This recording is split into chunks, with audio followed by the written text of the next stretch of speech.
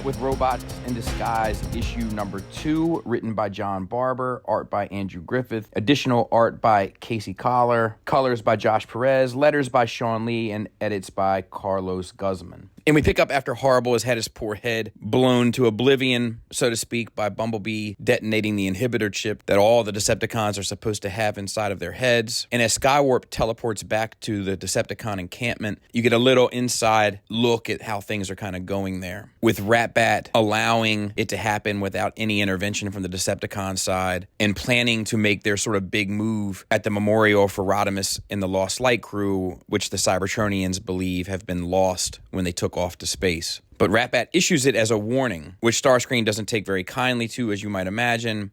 And Ratbat reminds him that it's him, along with the help of Soundwave and Shockwave, that have taken control of the inhibitor chips and restored freedom to the Decepticons. And Starscream says to Shockwave and Soundwave, "Come on, Shockwave, you're not buying this, are you?" And Shockwave says, "Events will play out as they will." And Starscream responds with, "Fantastic, I'll go back to Earth and strike up a conversation with a fortune cookie when I want nuggets like that." And sort of walks off, and Ratbat sends Longhaul to sort of follow him. And as Starscream is storming off, he's reminiscing on how Ratbat even got to be there, from being once a senator to being the only senator allowed to live, but forced into a cassette mode to live out humiliation as one of Soundwave's cassettes. And he goes on to say, if our flappy little friend thinks he can stage a comeback, well, my ambitions might just have to soar a little higher. But Starscream isn't storming off to Earth. He's storming off to where the Autobots have basically laid headquarters on Cybertron, where Bumblebee is expressing the need to continue on with the memorial to unite the Nails or the civilians with the Autobots in a show of union, especially after the death of Horrible, where Bumblebee did it to protect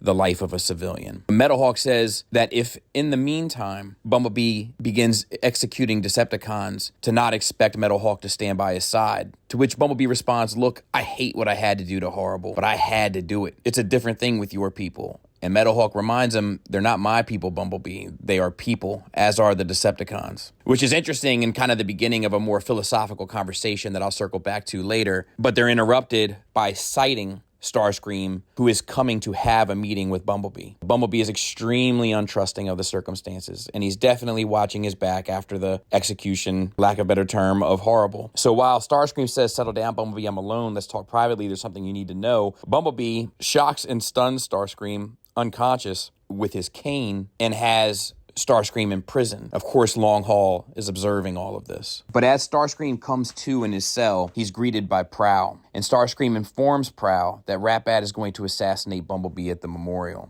He's going to do it with Skywarp, who he informs Prowl as well has use of his teleportation abilities. They're going to blame it on the Nails or the civilians, expecting the Autobots to crack down in the ensuing chaos. And within the ensuing chaos, Ratbat will stage a coup. Prowl is, of course, suspicious, as he always is, but specifically with the Decepticon giving him the inside loop. Starscream, arguably the most treacherous Decepticon at that. But Starscream makes him a believer by saying, "If you don't stop Ratbat before he acts, Bumblebee will be dead," which I don't care about, but you might. Prowl says, "And what do you get for betraying Ratbat?" And Starscream says, "I'm not betraying anyone. I've never been on Ratbat's side. I've been on my side and occasionally on Megatron's. What do I get? My position in the Decepticon hierarchy will be better if Ratbat is stopped before he fails." That's it. Prowl, what else is there? So Prowl doesn't really trust Starscream. He just trusts Starscream to remain being Starscream, and as a result of wanting control, takes him at his word. As the memorial is getting set up, Skywarp with Needlenose hunt down the Nail, whose arrest led ultimately to the death of Horrible. And this is right before the memorial is beginning to start. And Bumblebee gives a great speech about the unification of the Cybertronian species and tries to humanize, for lack of a better term, the Autobots, who the Nails see as this sort of symbol of war now. But of course, while this is going on, Skywarp has chosen a position for a sniper shot to execute Bumblebee, or assassinate him, I guess is a better term. And he has that poor civilian that they've been beating on for the past couple issues there as a fall guy for the shot. But his plan is, of course, stopped by Prowl, who is now aware of the information and takes Skywarp out of the picture. At which point, Starscream realizes that Ratbat's plan has been foiled and makes contact with Longhaul and says, "Tell Ratbat the plan has worked and let him have a moment of happiness," which is obviously another layer of deception that Starscream is weaving to take control of what Ratbat has. The good news is the speech of Bumblebee's goes off without a hitch. And at the end, he says, "For the good of Cybertron, Metalhawk, will you stand by me as we guide our species to the future?" And he says, of course, yes. But Starscream isn't the only one weaving a tangled web. As Mixmaster informs Ratbat that the job is done and Bumblebee is dead, Ratbat takes refuge, if only momentarily, in his quarters, where he's caught by RC, cuts one of his wings off, pins him to the wall, and says, "Don't worry, Ratbat, I'm not going to kill you,"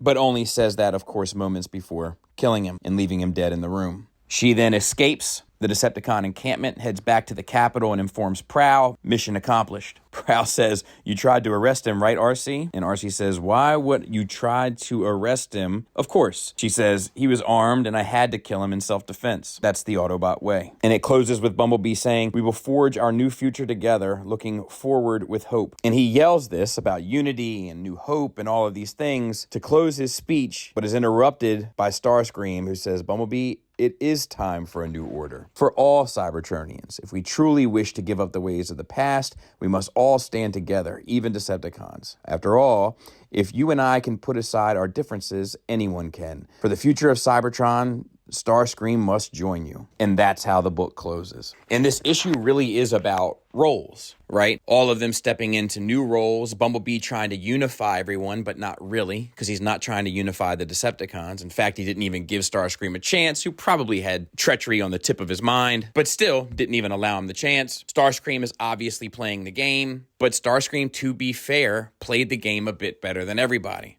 And as a result, has put himself in a position where Bumblebee either has to say, "No, we're here to unify everyone but them," in front of these civilians, these citizens that don't see any difference between Autobots and Decepticons. They only see two warring factions that have ruined their existence. So either they see Bumblebee as someone who is still taking these allegiances to these armies that serve no purpose as entities that still very much matter to him, or he shows a sign of unifying Cybertronians by being forced into the position of saying, yes, even Decepticons are welcome at this new table as we move forward as Cybertronians, not necessarily as Autobots, Decepticons, and civilians. So it's really a question of, are these characters willing to have the courage of their convictions to step into the roles that they are acting as though they want, but perhaps really can't on all sides. They've been doing and playing the game for so long, they don't know how to play it by any different set of rules. And as a result, while the lip service, so to speak, is very much what the citizens of Cybertron want to hear, their actual true intentions on all sides are kind of to just remain status quo. And perhaps the unification of Cybertronians was never a possible outcome of this war, which is kind of an interesting take. Anyway, that concludes issue 2 of Robots in Disguise. I will be back next month, hopefully with 2 more installments as we continue moving through phase 2 of IDW Transformers. Thanks for listening. Thanks for watching. Until next time, take care.